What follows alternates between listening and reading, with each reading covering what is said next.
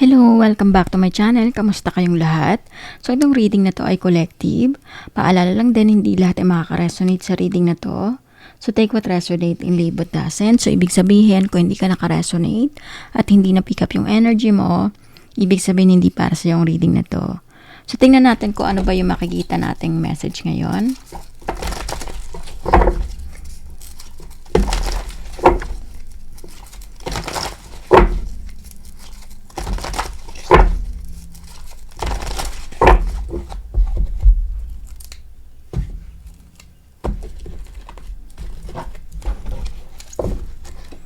The World, the Tower, the Temperance, the Strength, the Devil, the Hermit. Sa nakikita ko dito, maaring nagpo-focus ka ngayon sa sarili mo. Kumbaga, hindi mo alam kung ano yung uunahin mo dahil maaring nasaktan ka ng sobra dito sa taong to. Maaring ito ay past person mo or current na kadiling mo. Sa nakikita ko dito, tinatry mo na kalimutan na yung taong to. Maaring hindi ka binigyan ng closure ng taong to. Ngayon, ang dami mong tanong sa sarili mo. Gusto mong malaman kung bakit nagkaganito. Ano bang nangyari, hindi mo ine-expect na gagawin sa'yo ng taong to. Yung iba dito, maaring na-involve yung person nyo sa isang third-party situation or maaring ginost kayo, hindi na nagparamdam. So, sa nakikita ko, gusto mong matapos na tong connection nyo ng taong to or itong nararamdaman mo para makapag-move on ka na dahil hirap ka na, kumbaga, lahat-lahat ibinuhos mo dito sa taong to. Naging sunod-sunuran ka sa taong to. Hindi mo alam kung ano ba yung hindi mo pa nagawa. Maaring question mo yung sarili mo kung meron ka bang pagkukulang sa taong to. Bakit niya sinaktan ka? So, ito yung nakikita ko na pinipilit mong i-analyze kung ano ba yung nangyari dito sa taong to or bakit biglang nagbago yung nararamdaman niya para sa'yo. Ace of Swords, nakikita ko dito, magkakaroon ka rin ng clarity. Kumbaga, sa ngayon, masyado pang magulo yung isipan mo. Hindi mo alam kung saan ka magsisimula, kung ano ba yung dapat mong gawin, ano bang kailangan mong gawin sa sitwasyon mo. Kasi sa nakikita ko, hirap ka na. Hindi mo alam kung paano ka mag-move forward dito sa sitwasyon mo. So, magtingin pa tayo ng cards. Nine of Wands. Nakikita ko rin dito, sobrang sakit yung pinaranas ng taong to. Kumbaga, na-trauma ka. Maaring until now, ang sakit-sakit pa rin ng nararamdaman mo. Kumbaga, hindi mo alam kung ano ba yung nagawa mo sa taong to para saktan ka niya ng sobra or ipagpalit ka sa iba. Maaring matagal na kayo magkarelasyon, kaso hindi mo lubos akalain na mangyayari to sa relationship nyo. Yung iba dito maaring engaged na. Yung nakikita ko dito, lahat ng sakit na pinaranas sa'yo ng taong to, hindi mo alam kung paano mawawala. Dahil nagkaroon ka ng trust issue. Ngayon, nakikita ko na natatakot ka na pumasok sa isang relationship. Dahil hindi mo alam, baka sasaktan ka lang ulit or deserve mo ba yung pagmamahal na nararapat. So, sa nakikita ko dito, magulong-magulo yung isipan mo ngayon. Page of Swords, nakikita ko rin dito, maaring ini-stalk mo yung taong to ngayon, inaalam mo kung ano ba yung mga nangyayari sa kanya. So, sa nakikita ko dito, hindi mo pa rin kayang i-let go itong sitwasyon dahil nandun pa rin naman yung pagmamahal mo para sa taong to.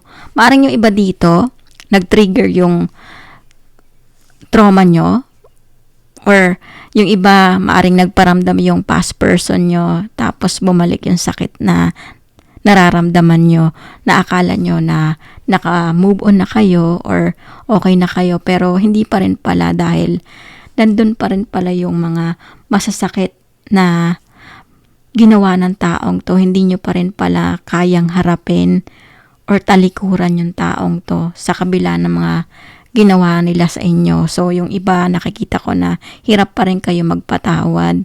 Kaya lang, tinatry nyo na piliin yung sarili nyo, respetuhin dahil ito na lang yung meron kayo eh. So, ito yung nakikita ko dito na nahihirapan ka dahil masakit sa'yo na malaman na itong taong to parang walang pakialam sa nararamdaman mo. Kumbaga, maaring nagparamdam to, tapos hindi mo lang niya sinabi sa'yo yung dahilan kung bakit niya nagawa sa'yo to.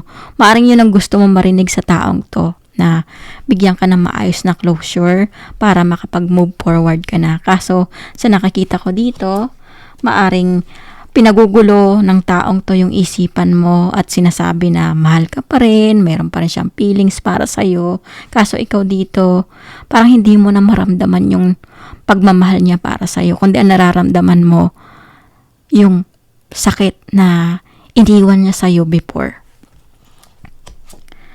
Queen of Cups, nakikita ko rin dito, iniisip mo kung dapat bang bigyan ng chance yung taong to. Maaring humihingi ng chance yung taong to, kaya lang hindi mo sigurado itong nararamdaman mo para sa kanya dahil natatakot ka na baka ulit-ulitin ng taong to yung ginawa niya sa'yo. Iniisip mo na deserve mo yung tamang tao na mamahalin ka, yung rerespetuhin ka, yung hindi ka ipagpapalit sa iba. So ito yung nakikita ko na hindi mo alam kung tama ba ito magiging decision mo ulit. Kasi sa nakikita ko, meron ka pang feelings para sa taong to eh. Kaya lang nangingibabaw dito yung pain na pinaramdam niya sa'yo. So ito yung nakikita ko na maaring pinagugulo ng taong to yung isipan mo ngayon dahil humihingi ito ng chance para makipagbalikan sa'yo. So tingnan natin kung ano ba yung intention ng taong to at bakit siya nakikipagbalikan sa'yo.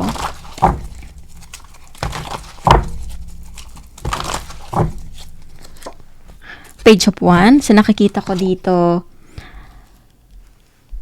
gusto ng taong to na i-win back ka. Ito yung nakikita ko, maaring ngayon lang na-realize ng taong to yung worth mo, yung value mo. So sa nakikita ko,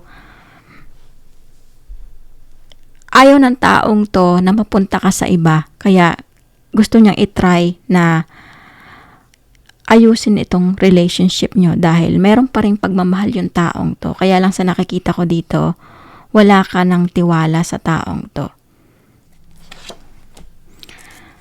Six of Pentacles, nakikita ko dito, maaring gusto lang ng taong to na maka-benefits ulit sa'yo.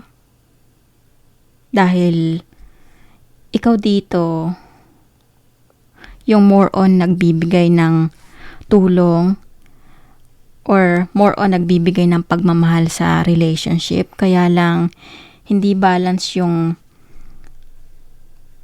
ibinibigay din ng taong to dahil more on siya lang yung take ng take dito. Ikaw, sa nakikita ko,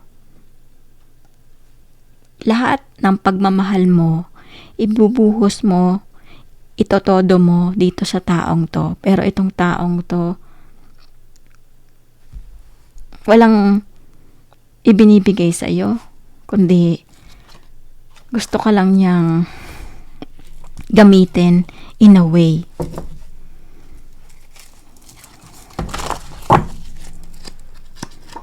Knight of Wands, nakikita ko rin dito, determinado yung taong to na makuha ulit yung tiwala mo. Kaso, meron pa rin ka-involve yung taong to. Hindi pa rin to nagiging honest sa'yo. Hindi pa rin siya sigurado sa nararamdaman niya. Sa nakikita ko, ayaw lang ng taong to na makita kang maging masaya sa iba. So ito yung nakikita ko dahil hindi pa rin siya sigurado sa desisyon niya. Maaring bago lang to na nangyari sa inyo, recent lang. Magulo pa yung utak ng taong to. At kaya sa nakikita ko na nakukonfuse ka rin kasi hindi mo alam kung ano ba talagang plano ng taong to. Pero siya dito, hindi pa rin siya sigurado. Hindi niya pa rin nakikita ka sa future niya. So sa nakikita ko, kailangan mong mag-decision dito na mag-focus na lang sa healing journey mo dahil paguguluhin ka lang ng taong to. Although meron pa rin siyang pagmamahal para sa'yo. Kaya lang gusto niyang maaring may mangyari. Tulungan mo siya sa mga pangangailangan niya.